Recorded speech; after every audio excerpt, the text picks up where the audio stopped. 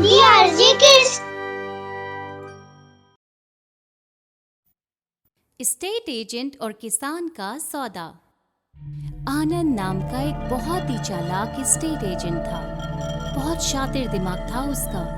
लोगों को मूर्ख बनाकर कम पैसे में जमीन लेता और ज्यादा मुनाफे में बेचता। यही उसका कारोबार था। अरे भाई चंपक, इस शहर की सारी जमीनों का सौदा तो हो गया, यहाँ कुछ मजा नहीं आ रहा है। कितने टुकड़े टुकड़े बेचते रहेंगे। जरा अब गांव की तरफ मुड़ा जाए, थोड़े बड़े सौदे करते हैं। हाँ हाँ मालिक, सही कहा आपने। यहाँ तो आमदनी अठन्नी, खर्चा रुपया है। वैसे भी चंपक का उसूल है, जहाँ मालिक जाएंगे वहाँ चंपक साथ रहेंगे। कितना भी खाओ, डकार ही नहीं आता। लगता है तेरी भूख मेरे जैसे ही बढ़ती है। चल सामान बांध ले और गाड़ी में डाल। हम रामपुर जा रहे हैं। चने के भाव में ले लेंगे और सोने के भाव में बेचेंगे। जैसा मालिक बोले। चंपक भी आनंद के साथ रहकर लालची हो गया था। गाड़ी में सामान रखकर वो अपने मालिक आनंद के साथ रामपुर निकल जाता है। गांव के 2-3 किसानों का सौदा वो दोनों चुटकियों में करते हैं। हे भगवान, किसानों को क्या हो गया है? थोड़ी सी तकलीफ क्या हुई? अपनी पुरखों की जमीन बेचने चले हैं। अगर सभी किसान ऐसा ही करने लगे तो अनाज कौन उगाएगा? इंसान कैसे जिएगा? बाबा, अब खेती में रखा ही क्या है?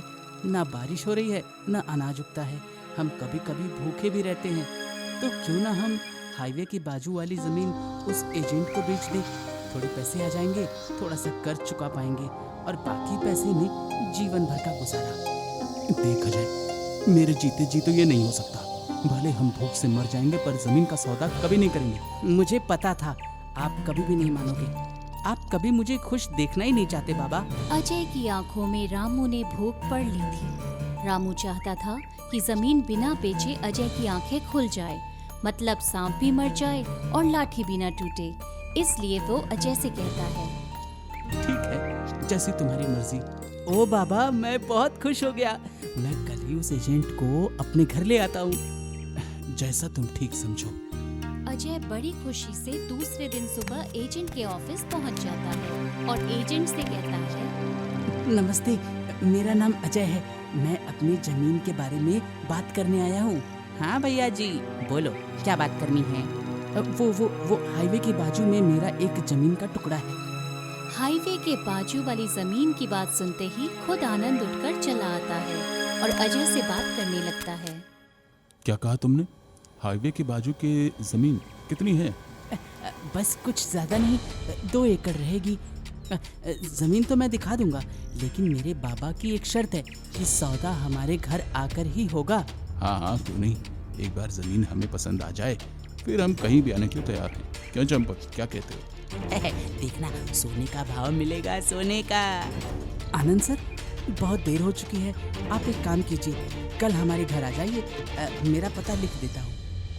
ठीक है, कोई बात नहीं, हम कल आ जाएंगे। अजय आनंद के ऑफिस से अपने घर चला जाता है और उसके बाद चंपक आनंद से कहता है, मालिक, सोने के भाव की जमीन है और आपने ऐसे ही जाने दी। आपने कहा मैं कल आता हूँ, सौदा तो आज ही होना था ना। अरे पागल, हाईवे की बाजू की जमीन है, इसलिए थोड़ा सब्र से काम लो। चाहे पूरे गांव की जमीन ना मिले, लेकिन ये जमीन का टुकड़ा तो मैं लेकर ही रहूंगा, चाहे कुछ भी हो जाए। दूसरे दिन आनंद और चंपक अजय के घर आते हैं और बाबा से बात करने लगते हैं। रामू उनका हंसकर स्वागत करता है, लेकिन आनंद के चेहरे को देखकर उसका लालचीपन और दोगलापन रामू के ध्यान में आ जाता है। अरे रामू जी, ये शहर के बहुत बड़े एजेंट हैं। वो तो आपका नसीब है कि इस गांव में वो आए हैं, वरना तो इस गांव की जमीन लेने कोई दूसरा एजेंट तैयार ही नहीं था। अच्छा हुआ तुम जैसे बड़े लोग हमारे गांव में आए। नहीं नहीं रामू सेठ, हम तो बहुत छोटे लोग हैं। ये तो हमारा नसीब है कि हम आपकी सेवा में हाजिर हुए। बताइए, कितने में बेचेंगे आप अपनी जमीन? अपनी जमीन देखी तो है, आपको पसंद आई? अरे भाई, पसंद है इसीलिए तो यहाँ तक आए हैं। हम भला कल तो ही आने वाले थे, पर अजय ने कहा कि काफी समय हो गया है और बाबा से बात करने के लिए सुबह आना होगा, तो इसलिए आपका मान रखने के लिए हम सुबह आए हैं। माफ करिएगा, मैं भी आया। अरे रामू सेठ, आप बीच में बात रोक कर जा रहे हैं, कुछ तकलीफ है क्या? जी नहीं, ऐसी कोई बात नहीं है। आपके चाय पानी का जरा बंदोबस्त करता हूँ।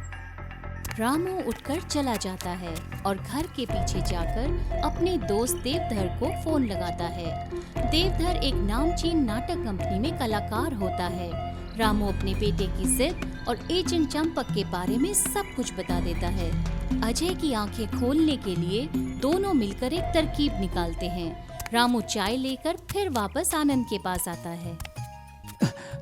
माफ करिएगा, मुझे थोड़ी सी देर हो गई, ये चाय पीजिए। कोई बात नहीं, शायद तो क्या सौदे के बाद खाना खाएंगे? हमारी चंपक को बहुत भूख लगी है। ये तो बहुत अच्छी बात है। आप एक काम कीजिए, कल शाम को खाने पर आ जाइए। हम गरीब लोगों का नसीब है कि आप जैसी बड़ी हस्ती हमारे घर खाना खाने आएगी। हाँ, क्यों नहीं, पहले सौदा तो कर ले। अरे सेठ, किस बात की जल्दी है? जमीन तो वही रहने वाली है, भाग तो नहीं जाएगी। चंपक आनंद के कान में कुछ कहता है। मालिक, लगता है ये रामू जमीन बेचना नहीं चाहता। देखो ना कितना नाटक कर रहा है। चुप बैठ, कुछ मत बोल। जमीन अच्छी है इसलिए ये सब सह रहा हूँ, वरना अब तक इसकी सुनता ही नहीं। क्या हुआ? आप लोग क्या बातें कर रहे हो? कोई तकलीफ है क्या? नहीं रामू सेठ, कोई तकलीफ नहीं है, जैसा आप ठीक समझे। हम लोग कल खाने पर ही आते हैं और तभी सौदा करेंगे। चंपक और आनंद रामू के घर से निकल जाते हैं और रामू का बेटा अजय रामू से कहता है, बाबा, इतना बड़ा आदमी हमारे घर चलकर आया था। वो कहीं जाते नहीं, हमारी जमीन देखकर हमारे घर तक आया था और आपने सौदा नहीं किया, उन्हें कल बुला लिया। बेटा अजय, अगर मुझे सौदा नहीं करना होता तो मैं उन्हें कल क्यों बुलाता? दूसरे दिन शाम को आनंद और चंपक जमीन के लालच में रामू के घर खाना खाने पहुंच जाते हैं। अरे अजय सेठ, आप भी हमारे साथ खाना खाने बैठो। अब तो आप बड़े इंसान हो गए हो ना, करोड़ों में खेलोगे, करोड़ों में। नहीं, आप तो हमारे लिए भगवान हो, मेहमान हो, पहले आप खाओ। ठीक है, बड़ा मजेदार खाना बना है।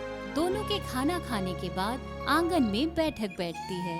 जमीन के सौदे की बैठक में चंपक और आनंद कुछ अलग ही जबान बोलने लगते हैं, मानो जैसे नशा हो गया हो।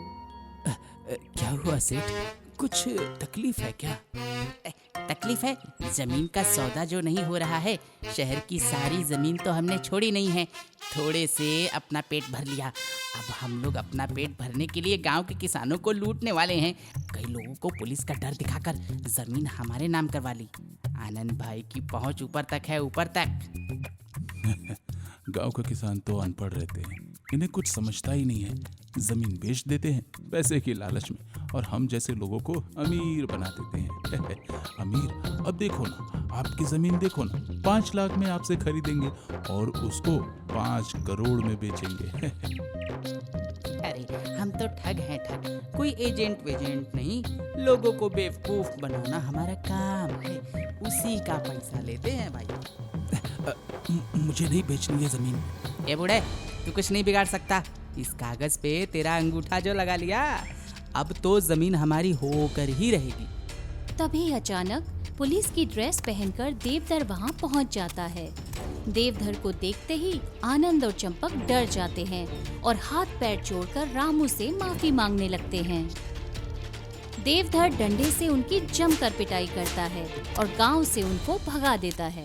देवधर चाचा, बाबा, ये सब क्या है? तुम्हारी आंखें खुले इसलिए ये सब हमने मिलकर किया था। मैंने और बाबा ने, हम दोनों ने खाने में भांग की गोलियां डाली थी ताकि तुम्हारे सामने सच आ जाए। बेटा, देखा ना कैसे सच उगल कर भाग गए ये लोग।